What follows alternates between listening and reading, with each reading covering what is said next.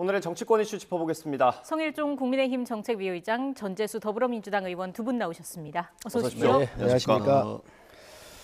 네, 어제 정부가 일제 강제동원 피해자 배상 해법을 발표했습니다. 오늘은 윤석열 대통령이 국무회의에서 직접 어떻게 이런 결과가 나왔는지 설명을 했는데요. 저희가 영상으로 준비했습니다. 들어보고 대담 시작하겠습니다. 그동안 정부가 피해자의 입장을 존중하면서 한일 양국의 공동 이익과 미래 발전에 부합하는 방안을 모색해온 결과입니다. 일제 강점기 강제징용을 당한 국민들의 아픔을 치유하고 합당한 배상을 받도록 대한민국 정부는 과거부터 꾸준히 노력해 왔습니다.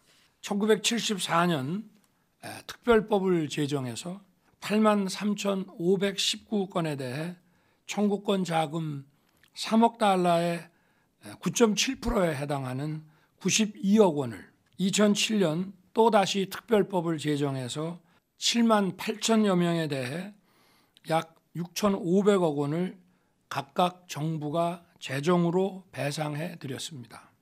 한일 간의 미래지향적 협력은 한일 양국은 물론이거니와 세계 전체의 자유, 평화, 번영을 지켜줄 것이 분명합니다. 국무위원들께서는 양국의 미래지향적 협력을 위해 양국 정부 각 부처 간 협력체계 구축과 아울러 경제계와 미래 세대의 내실 있는 교류 협력 방안을 세심하게 준비하고 지원해 주기 바랍니다. 네, 어제 외교부 장관이 발표한 대로 제3자 변제안입니다. 우리 행안부 산하에 있는 재단이 국내 기업들의 출연을 받아서 대신 변제하는 방법입니다. 먼저 말씀 들어보겠습니다. 최근에 일본 역사 교과서 한번 보신 적이 있습니까? 최근에 일본 역사 교과서 한번 보십시오. 과거사 문제를 어떻게 써놓았는지, 일제 식민 지배를 어떻게 써놓았는지, 독도는 또 어떻게 기술을 해놨는지. 일본 역사 교과서가 일본 정부의 입장입니다. 아주 망발을 해놨습니다. 그리고 최근에는 다케시마의 날이라 그래서 또 2월 달에 가장 최근이죠. 일본 땅이다, 독도는. 이렇게 주장을 하고 있습니다. 과거사 문제, 우리 위안부 문제, 일본 역사 교과서 문제, 이 모든 문제에 대해서 일본은 이런 방구, 사과라든지 반성, 하나도 없는 상태입니다. 예. 상황이 이런 상황에서 윤석열 대통령께서 외교를 몰라도 이런 식으로 외교를 하면 안 됩니다. 도대체 이게 뭡니까? 저희들이 볼 때는 정말로 이 전쟁 범죄 국가인 일본, 그리고 일본의 전쟁 범죄 기업들에게 완전하고도 완벽한 면죄부를 준, 이건 외교 참사다. 외교 대통령이 정치를 잘 몰라가지고 국내에서 정치 잘 모르면 실패를 하더라도 만회를 할 수가 있습니다. 네. 대통령이 외교를 몰라도 이렇게 모를 수가 있습니까? 외교를 이런 식으로 했다가는 정말로 대한민국 이게 큰일 나게 생겼다라는 말씀을 드리고, 네. 피해자인 대한민국과 대한민국 국민, 이분들이 가해자인 일본 앞에 가서 머리 조아리고 무릎 꿇은 그런 외교 참사다. 이렇게 저희들이 평가하지 않을 수가 없습니다. 네, 외교 참사다 말씀해 주셨고, 반쪽짜리 해법이다 이런 이야기도 나오고 있거든요. 어떤 말씀해 주실까요? 동의할 수 없지요. 개인이든 국가든 회사든 다 미래로 가야 될 거 아니겠습니까? 네. 그러면 김대중 오부치 선언은 뭐라고 얘기할 거예요? 그때 그랬잖아요. 과거를 직시하고 우리가 미래를 보고 가자 이렇게 네. 얘기를 했잖아요. 그리고 과거에 대한 통절한 반성과 마음으로부터 사과한다고 한 게 DJ예요. 하나 더 말씀드릴까요?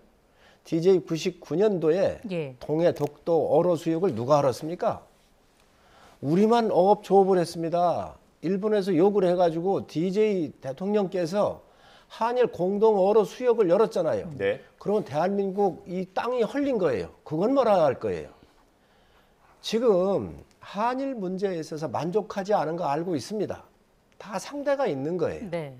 문재인 정부에서 이거 다 망쳐놨던 거 아니에요.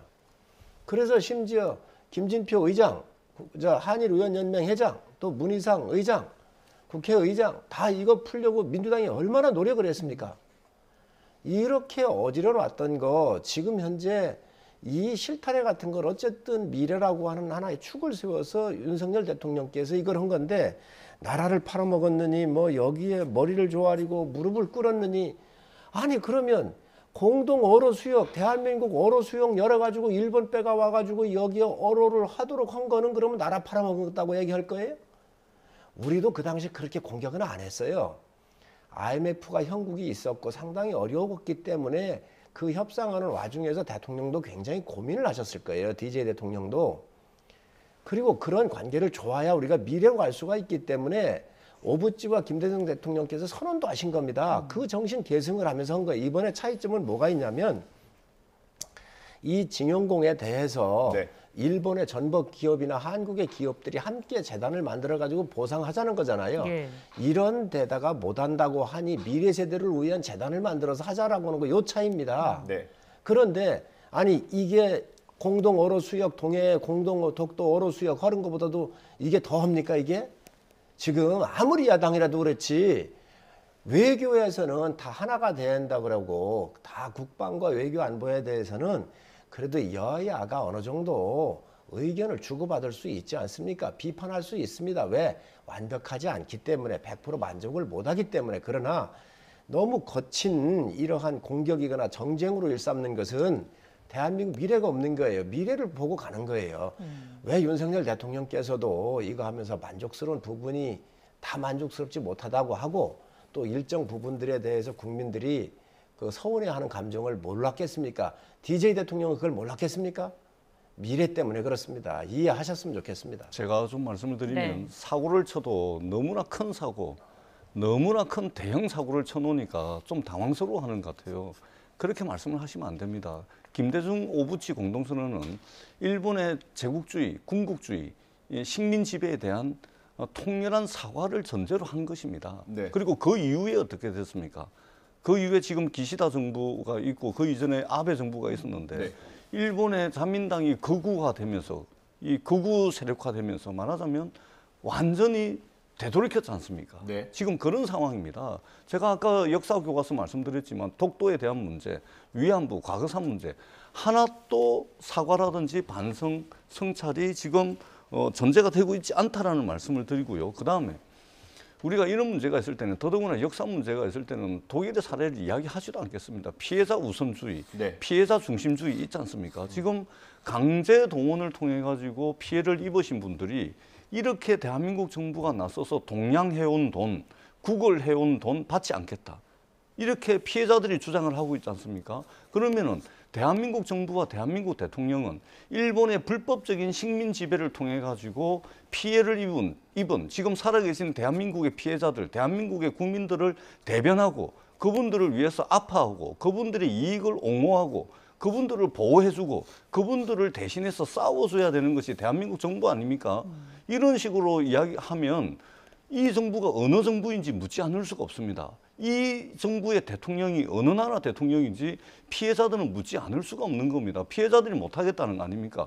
일본이 저지른 전쟁 범죄에 대해서 배상금을 달라고 이야기를 했더니 네. 일본의 전쟁 범죄를 통해 가지고 이득을 얻은 일본 기업도 아니고 우리나라 기업이 세상천지에 기부금을 내 가지고 자발적 기부금을 내 가지고 불법으로 인한 배상금을 달라고 그랬더니 우리나라 기업이 자발적으로 낸 기부금을 받아가라고 이야기합니다.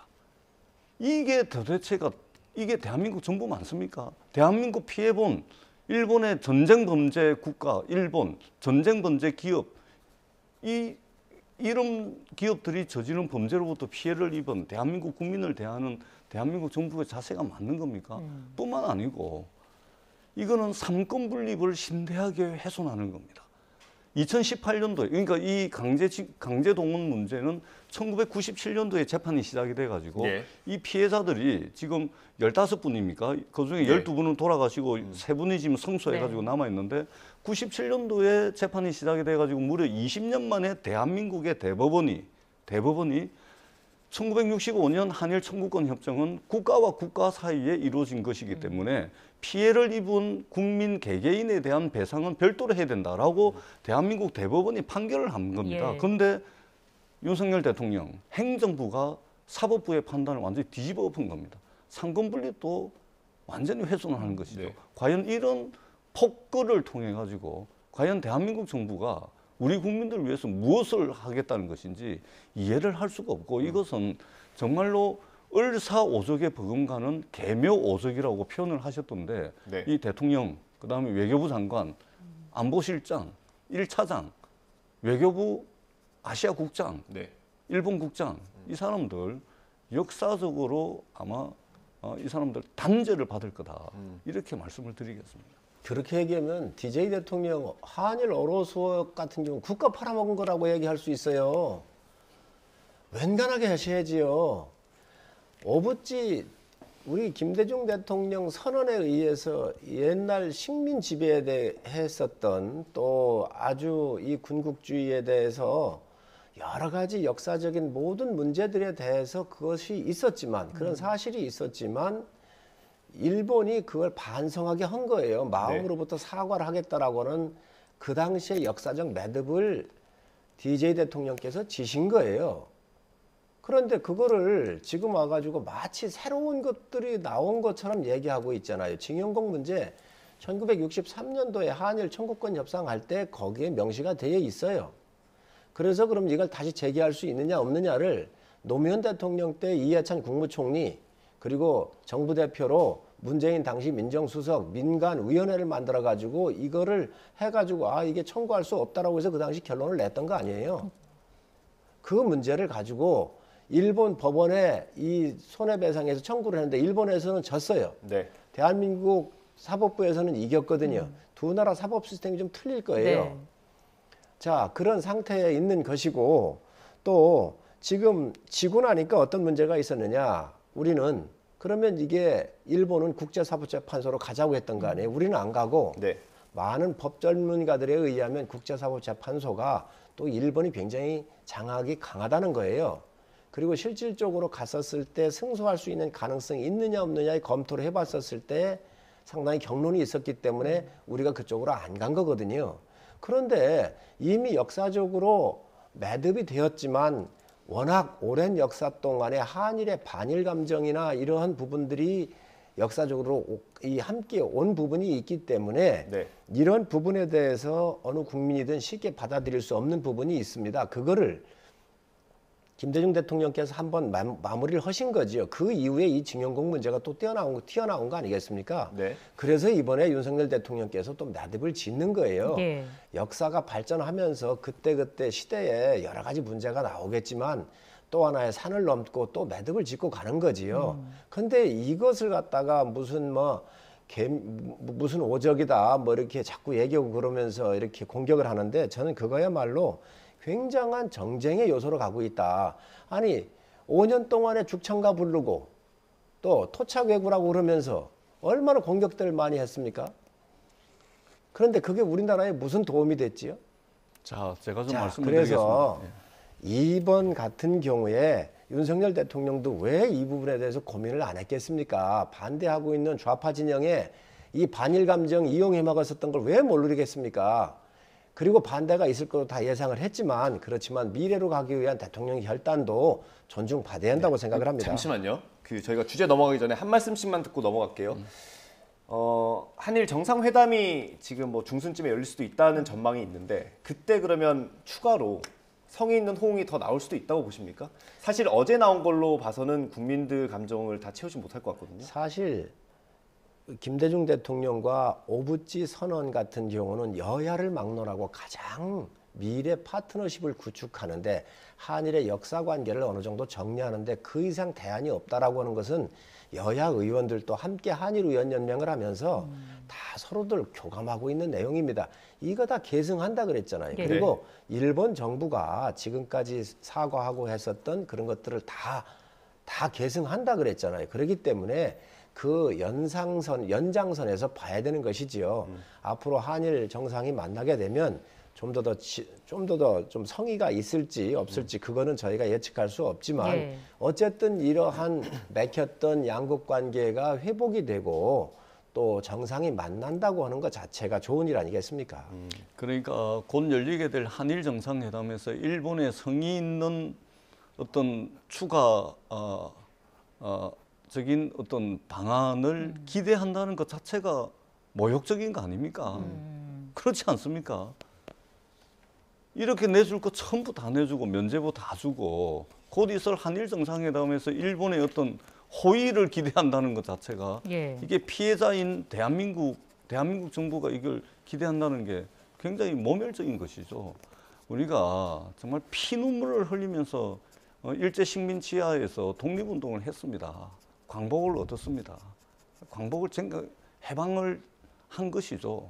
그런데 이런 식으로 말하자면 역사를 한 정권의 특정 정권의 전유물인 것처럼 이렇게 해버리면 이것은 정말로 대한민국 역사에서 씻지 못할 과오로 남을 것이다. 이런 말씀을 드리지 않을 수가 없고요. 네. 역대 일본의 기시다 총리가 역대 내각을 개성한다. 역대 내각이면 우리나라에 대해서 막말을 서슴지 않았던 아베 신조 내각도 포함되어 있습니다. 물론 거기에 무라야마 총리라든지 오부치 다 포함되어 있겠죠. 그런데 이 극우파의 상징이었던 아베 신조도 역대 내각이 포함이 되어 있는 겁니다. 역대 내각 개성 이야기하려면 사죄와 반성, 성찰이라는 단어가 들어가야 되는데 예. 기시다 총리의 발언 그 어디에도 이게 들어가 있지가 않습니다. 그리고 일본의 전쟁 범죄 기업들도 이 지금 소위 말해서 배상금도 아닌 기부금도 내지 못하겠다라는 게 공식적인 입장이고 또 하나는 지금 윤석열 정부가 감당할 수 없는 사고를 쳐놓으니까 지금 또 김대중 정부, 노무현 정부 이야기를 합니다. 제발 좀 남탓 좀 그만하시고 윤석열 정부가 고뇌에 찬 결단이라면 그것을 솔직하게 설명을 하고 하십시오. 근데 설명을 하고 있는데 대한민국 국민 어느 누구도 납득을 할 수 없는 그런 반응들이 나오고 있는 거 아니겠습니까? 그렇기 때문에 저는 정말로 윤석열 정부가 이 부분은 국민들께 사죄를 해야 될 일이고 그리고 축창감 뭐 이런 말씀을 하시는데 그래가지고 일본이 대한민국을 대상으로 수출 규제했지 않습니까? 일본이 대한민국 반도체 산업을 망가뜨리려고 수출 규제를 했는데 결과가 어떻게 됐습니까? 그때 당시 불화수소라든지 소재 부품 장비 수출 규제를 했는데 어떻게 됐죠? 일본이 타격을 받아가지고 일본 기업들이 결국 우리나라 수출을 못하게 하니까 일본 기업이 우리나라에 와가지고 생산 공장을 만들었습니다. 대한민국 국민들이 똘똘 뭉치고 대한민국에 말하자면 반도체 업체가 똘똘 뭉쳐가지고 수입 다변화했고 예. 기술 개발해가지고 완전히 국산화 100% 해버렸습니다.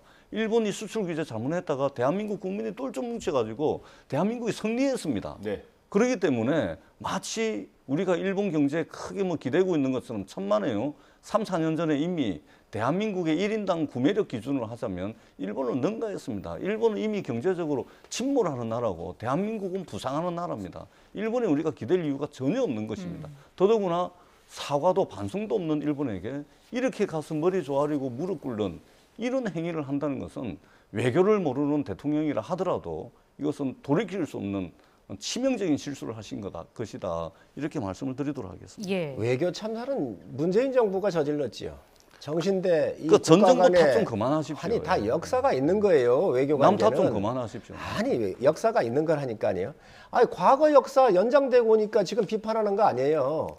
그런데 문재인 정부나 DJ 정부에서 해놨던 거 얘기하면 과거 탓하지 말라 그러면 왜 지금 민주당은 과거 탓을 합니까? 아니, 입만 열면 잠깐만요. 과거 탓을 하는 거 아니, 아닙니까? 이 역사 문제도 아니, 과거 탓을 전현희, 합니까? 전현희, 이 과거 탓해가지고 답이 나옵니까? 답이 역사 나옵니까? 문제가 과거 네. 탓이잖아요. 자, 그래서 정신대 문제도 그렇습니다. 이거 저 문재인 정부에 다 깼잖아요. 그래놓고 나와가지고 다음에 끝날 무렵에 뭐라고 그랬어요? 아, 정신대 이 양국 간에 맺은 조약을 깬 건 아니다 그랬잖아요.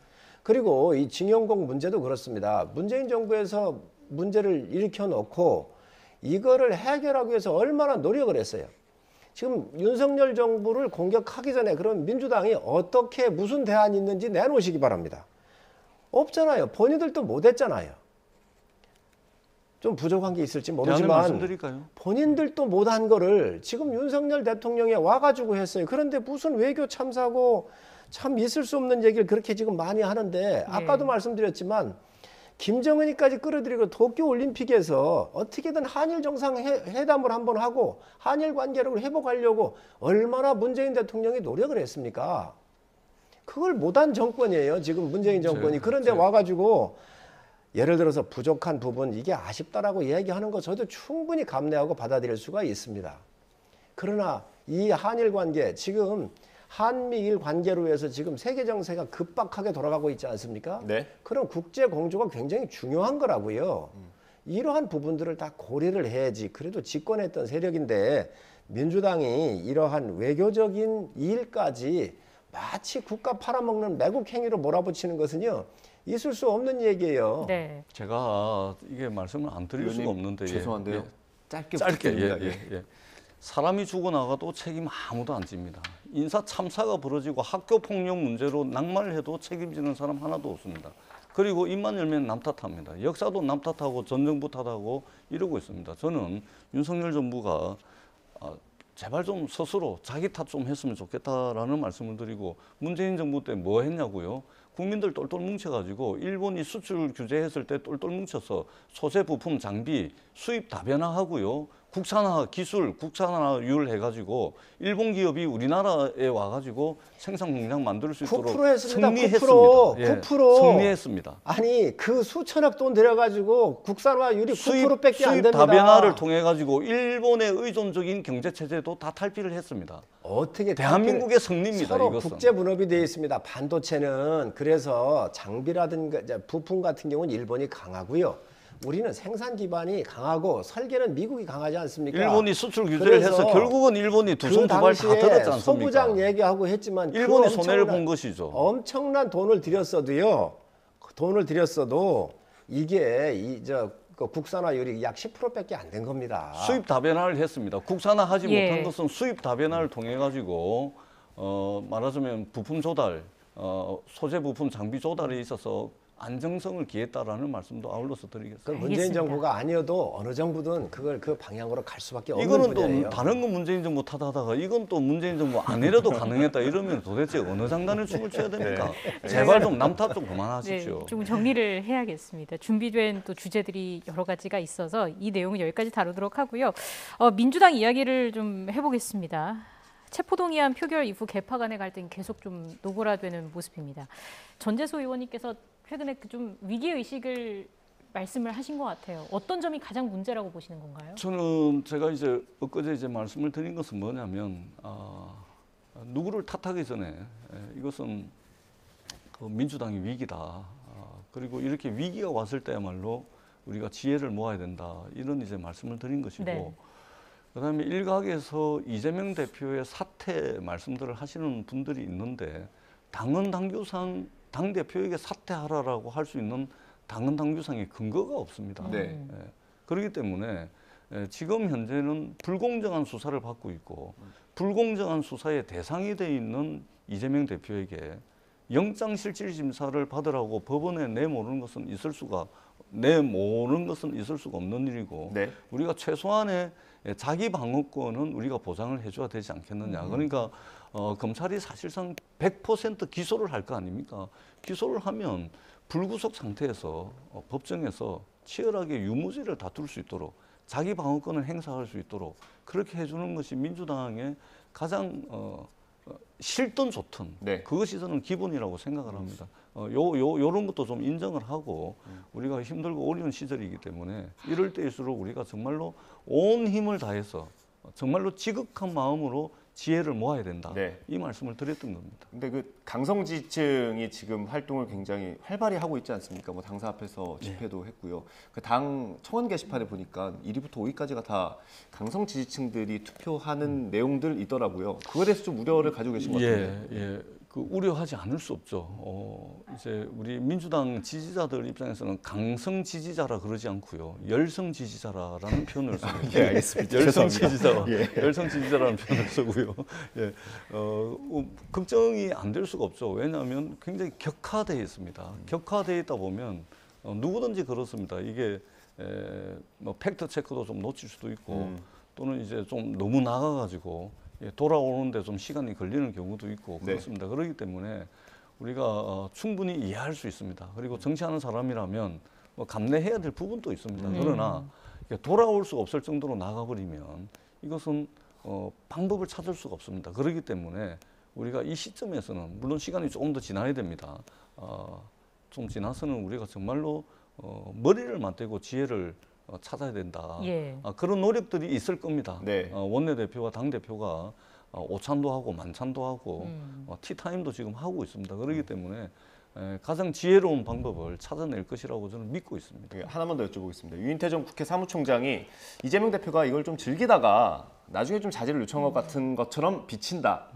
그렇게 비친다라고 했는데 어떻게 생각하세요? 은퇴하신 분의 생각이라고 그런 것으로 저는 받아들이고요. 감이 조금 떨어지신 거 아닌가 그렇습니까? 그런 생각도 좀 듭니다. 네, 근데 의원님께서도 이 대표가 좀 적극적으로 자제를 해야 된다, 자제를 시켜야 된다라는 발언을 하셨잖아요. 예. 그 이미 최고위 긴급 최고위 회의를 통해서 대변인을 통해서도 밝혔고 대표의 SNS를 통해서도 밝혔고 또 조만간에도 또 밝힐 겁니다. 저는 수시로 자주 하는 것은 저는 이 문제 해결에 도움이 된다고 생각을 합니다. 네. 그렇기 때문에 기회가 날 때마다 하는 것도 좋다고 생각을 합니다. 그리고 계속해서 지금 이제 일관된 자세와 태도를 가지고서 지도부 또 당대표의 책임을 묻는 분들도 계십니다. 네. 그러니까 계속 그러다 보니까 이제 말에 힘이 떨어질 수가 있습니다. 네. 뭐라고 그러면 저 사람 또 그러는갑다 이러고 넘어가 버리면은 정치인의 말에 힘이 떨어지면은 상당히 이게 좀 이게 정치인으로서 이게 이 에너지가 없는 거거든요. 네. 그런 부분도 좀 신경을 써서 해야 될 때와 안 해야 될 때는 좀 가려가면서 하는 것이 오히려 말에 힘을 얻는 그 방법이 아닐까 그런 생각을 합니다. 예. 이 대표가 이제 곧 또 민생 행보도 시작한다고 하는데 잘 전달이 되겠습니까? 어떻게 보세요? 뭐 전 의원님 우리 당 지지자들한테는 극우라고 그러더니 자당 지지자한테는 열성 지지자라고 그러고 보니까 역시 내 편을 감싸는 게 어쩔 수 없습니다. 참 힘든 이렇게 민주당의 상황을 좀 보고 있고요. 범죄 혐의가 있는 것을 정치적으로 대응하다가 보니 불란스러운 겁니다. 범죄 혐의에 대해서 사법적 대응을 해야지요. 네. 자기 방어권을 보호 안 한 적이 없습니다. 그리고 판사한테 가면 판사가 구속을 시킬 건지 불구속을 시킬 건지 거기서 결정을 내는 겁니다. 예. 그때 본인이 주장하면 되는 거예요. 네. 근데 이재명 대표 지금 구속될까 봐 겁먹은 거잖아요. 그러니까 당을 앞세워가지고 지금 국회의원 신분 이용을 해서 모든 방탄을 다 했는데 민주당 의원들이 찬성도 하고 부도하고 기권도 했거든요. 굉장히 아슬아슬한 아주 이 아슬아슬한 형국에 놓이니까 더더욱 불안하겠지요. 본인이 떳떳하다면서요. 본인이 아주 당당하다면서요. 이런 한 푼 취한 적이 없다고 하는 분인데 뭐가 두렵습니까? 저 가시라는 거예요. 권성동 의원 옛날에 취업 청탁했다고 했었을 때 방탄 다 본인 스스로 내려놓고 당당하게 가가지고 불구속 상태로 재판받아서 무죄 판결 받았습니다. 네. 네. 그런 국회의원도 있어요. 그런데 그 국회의원은 당대표도 아니었어요. 네. 대권 후보도 아니었습니다. 이재명 대표 대권 후보였고 당대표였고 다 그렇지 않습니까? 그런데 지금 이거야말로 반칙과 특권이죠. 이거 있을 수 없는 얘기예요. 그런데 옳은 이야기 나오니까 지금 또다시 설득을 하고 하는 것 같은데 국민들이 그건 모르겠습니까? 저는 당당하셔라 말씀드리고 싶습니다. 알겠습니다. 오늘 뭐 비명계 의원들이 많은 그 민주당의 길이라는 모임이 오늘 뭐 모임이 있다고 하고 내일은 또 박홍원 원내대표와 식사를 한다고 하니까 그 이후에 어떤 얘기들이 나올지 지켜보도록 하고 국민의힘 전당대회 상황 짧게 좀 보겠습니다. 뭐 투표는 역대 최고를 기록을 했고요. 근데 막판에 대통령실 행정관들이 좀 개입을 했다는 의혹이 나왔고 녹취까지 나왔습니다. 이거는 어떻게 보고 계십니까? 전 철저하게 조사해서 그에 대한 책임을 물어야 한다고 생각을 합니다. 예. 대통령께서 무슨 행정관한테까지 그런 거 지시하고 하시겠습니까? 이건 뭐 좌우를 떠나서 대한민국의 대통령은 상징성을 갖는 것이고요. 이런 거에 개입하지들 할 수도 없고 해서도 안 될, 하시지도 않을 건데 이러한 사사로운 일들이 이게 아마 그 행정관이 이 공무원 출신이 아니고 어쩌다 공무원 된 어공이라고 그러잖아요. 여의도 출신. 그렇습니다. 그래서 가다가 보니 아마 계파적으로 좀 연결돼 있거나 뭐 이런 건 내가 모르겠는데 어찌됐든 이 중요한 당의 지도부를 뽑는 데에 녹음이 됐든 어떤 형태로든 그게 약간의 영향이라도 줄 수 있다고 한다면 예. 대통령께서 중립을 지키지 않고 있구나라고 하는 확대 해석을 하는 것은 경쟁자들의 당연한 거지요. 네. 자기가 유리해야 될 거 아니겠습니까? 그래서 이런 빌미를 준 거에 대해서는 굉장히 문제가 있다고 보고 철저한 조사를 통해서 그에 대한 책임을 물어야 한다고 생각을 합니다. 예, 이게 오히려 김 후보한테 반감만 생길 거다. 뭐 이런 이야기도 나오고 있고 논란은 어떻게 보세요? 그러니까 우리가 국회의원 선거든 또는 대통령 선거든 당내 경선, 당내 선거든 간에 공무원의 엄정한 정치적 중립은 대한민국 헌법, 정당법, 공직선거법, 국가공무원법에 딱 명시가 되어 있습니다. 그렇기 때문에 이것은 현행법 위반이고 굉장한 이거는 범죄 행위로 볼 수가 있는 겁니다. 네. 근데 우리 성일종 의장님께서는 이제 당연히 책임을 묻고 처벌을 해야 된다라고 말씀을 하시는데 그렇게 되기는 어려울 겁니다. 그렇게 돼야 정상인데 왜 그러냐면 대통령께서 뭐 이미 당무 개입을 촘촘하게 해오셨잖아요. 대통령께서 국민과 당원들이 뽑은 이준석 당대표 몰아내고 그다음에 유승민 의원 그런 식으로 주저앉히고 나경원 의원 무릎 꿇리고 안철수 대표 아무 말도 하지 않으면 아무 일도 없다는 식으로 해가지고 저렇게 김을 다 빼난 거 아닙니까? 대통령이 이미 더 큰 당무 개입을 해오고 선거 개입을 해왔는데 행정관이 뭐 단체 카톡방에서 이 정도 한 거 가지고 대통령실이 징계를 할 수가 있겠습니까? 저는 못한다 보고요. 만약에 징계를 한다면 자기 책임은 지지 않고 자기 부하들만 내치는 그런 말하자면 좀 가혹한 그런 이제 대통령이 될 가능성이 많다. 그렇게 봅니다. 오히려 징계를 하려면 대통령께서 먼저 당무 개입에 대해서 이준석 대표, 유승민, 나경원, 안철수에 대해서 사과를 먼저 해야 된다. 그렇게 생각을 합니다. 대통령도 당원으로서 의견을 일정한 부분 전 낼 수 있다고 봐요. 또 당비도 제일 많이 내잖아요. 네, 그렇죠. 1년에 3,600만 원씩 내시잖아요. 네, 맞습니다. 네, 그러니까 의견 낼 수는 있지만 대통령실의 이 조직적인 플레이가 이게 위에서 지시도 없이 했다고 한다면 문제가 있는 것이죠. 그런 측면에서 봤을 때 전 의원님께서 공무원의 중립 위반이라고 하는 것은 충분히 문제 제기할 만하다고 생각을 합니다. 예, 알겠습니다. 저희가 한 4분, 5분 정도 남은 것 같은데요. 마지막으로 어제 정부 발표가 하나 더 있었죠. 근로시간 제도를 개편하는 내용인데 한 2분 정도씩 말씀을 해주시면 좋을 것 같습니다. 뭐 2분 정도 설명을 해주시고 반론해 주시고 그러면 될 것 같습니다. 네, 지금 이제 주 52시간밖에 근무를 못 하게 돼 있잖아요. 문재인 정부에서 이거 만들었어요. 근데 이게 산업계나 노동계의 여러 가지 실질적인 현장을 고려하지 않고 하다 보니까 부작용이 많았던 것이지요. 방향성은 맞습니다. 그래서 이번에 정부가 발표한 것은 주 69시간 정도를 일을 하자. 그런데 일부 국민들께서 그러면 매주 69시간씩 일하는 얘기냐? 그게 아니고 예를 들어서 69시간을 일을 했다. 그러면 52시간만 일을 해야 되는데 추가 17시간 정도를 더 일한 거 아니겠어요? 자, 그러면 그 다음 주에 이 시간, 이런 시간만큼 덜하든지 월에 덜하든지 분기에 덜하든지 또 모아놨다가 다음에 여행 가도 쓸 수 있도록 이렇게 하자는 거지요. 그러면 이걸 왜 해야 되느냐? 이게 예를 들어서 요즘 같이 군수 산업이 굉장히 좋습니다. 방산 산업이. 우크라이나 사태를 비롯해서 탱크라든지 자주포 이런 것들이 많이 들어오잖아요. 이때 수출 안 할 겁니까? 그때는 추가적으로 좀 더 할 수 있는 것이죠. 또 계절 수요가 있을 때가 있습니다. 여름철에 얼음 수요가 많습니다. 얼음을 여름에 팔지 겨울에 팔겠습니까? 그리고 생선 잡아오는데 얼른 갖다 얼음을 넣어야지요. 그래서 이 수요가 많은 계절적 수요가 많은 이런 제품들이나 공장 같은 경우에는 여름철에 52시간 딱 하면 더 이상 이러지 말라는 거예요. 그랬었을 때 어떻게 하겠습니까? 그렇기 때문에 이거를 69시간 정도 일을 하고 또 가을쯤에 가가지고 가족여행 일주일 가지 말고 예를 들면 본인이 원하면 이거를 2주나 한 달씩 갈 수 있도록 이걸 유연하게 근로자들을 위해서 회사를 위해서 서로 여야가 합의되는 범위 내에서 유연성을 두자고 하는 거예요. 또 두 번째로는 주말이나 야근 수당 같은 거 했었을 때는 예를 들어 주말에 10시간을 일을 했는데 하게 되어 있는데 이거를 10시간을 했다 그러면 여기에다가 50% 할증을 해줍니다. 15시간을 더 쉴 수 있도록.